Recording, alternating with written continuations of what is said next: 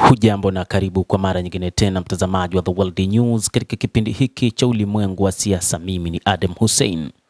Iran na Marekani bado hapatoshi, bado zaendeleza kushambuliana, kulipizana visasi.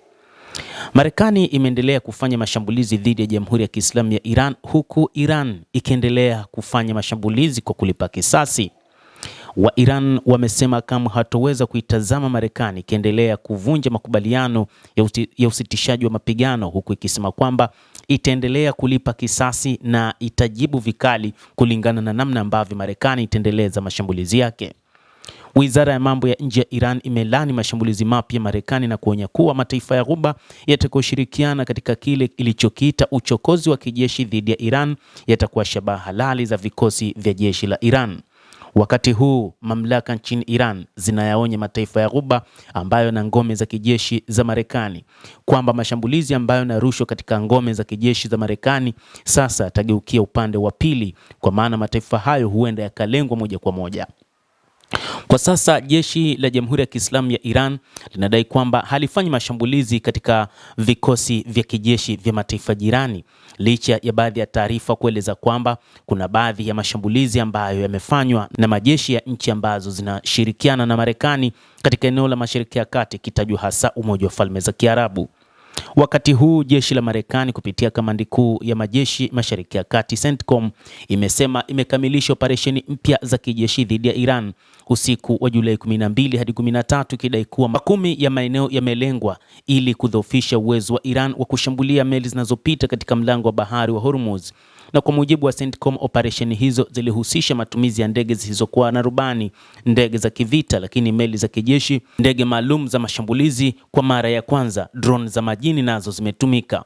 Jeshi hilo limesema drone za angani na za majini zilitumika kutekeleza mashambulizi yaliyolenga mifumo ya ulinzi wa anga ya Iran, vituo vya rada za pwani, uwezo wa makombora na drone pamoja na boti ndogo. CENTCOM ikaeleza kuwa mlango wa Hormuz ni njia muhimu ya usafirishaji wa bidhaa duniani na kusisitiza kuwa Iran haina mamlaka ya kudhibiti. Vikosi vya Marekani vimewekwa tayari kuhakikisha uhuru wa usafiri wa baharini unaoendelea kuwepo kwa meli za biashara, licha ya kile kilichotaja kuwa ni uchokozi, vitisho na hatua za upande mmoja za Iran, ilisema CENTCOM. Kwa upande wa pili, mashambulizi kama kawaida. Iran inasema imetumia makombora matatu tu ya ballistic kufanya mashambulizi huko katika nchi ya Kuwait. Iran imefyatua makombora yake matatu ya ballistic kwenye kambi ya Marekani nchini Kuwait katika kulipa kisasi. Wakati huu Iran haikutaka kutumia silaha nyingi zaidi, lakini imesema imetumia silaha za kimkakati, makombora ya ballistic. Katika kufanya mashambulizi hayo, Iran imedai kuharibu makombora ya mfumo wa roketi za mizinga ya Marekani, mfumo wa HIMARS uliopo huko Kuwait, kulingana na shirika la habari la Fars linaloendeshwa na Iran. Iran imefyatua makombora hayo katika kile ilichosema kwamba sasa ni katika kujibu mashambulizi ambayo yanafanywa na Marekani. Hata hivyo, katika mashambulizi yaliyofanywa na Marekani, Iran imesema baadhi ya ndege zimedunguliwa kwa kiasi kikubwa huko nchini Iran, na kwamba mafanikio ambayo Marekani inayataja si mafanikio makubwa kama ambavyo imeelezwa kupitia vyombo vya habari vya Magharibi. Kulingana na ripoti hiyo, milipuko huko Kuwait imesikika katika eneo hilo, huku moshi ukionekana katika eneo la mpaka kati ya Kuwait na Iraq. Moshi ulionekana ukipanda kutoka bandari ya Kuwait, shirika la habari la Wala limeripoti. Baadaye siku ya jana Jumapili, Iran ikadai kuharibu makombora ya mfumo wa roketi za mizinga, lakini pia inashangaza kwamba ripoti ya Fars ilihusisha shambulizi hilo. Hata hivyo, pia inadaiwa pia kuna ndege zisizokuwa na rubani za Iran ambazo zimetumika katika mashambulizi ya wakati huu.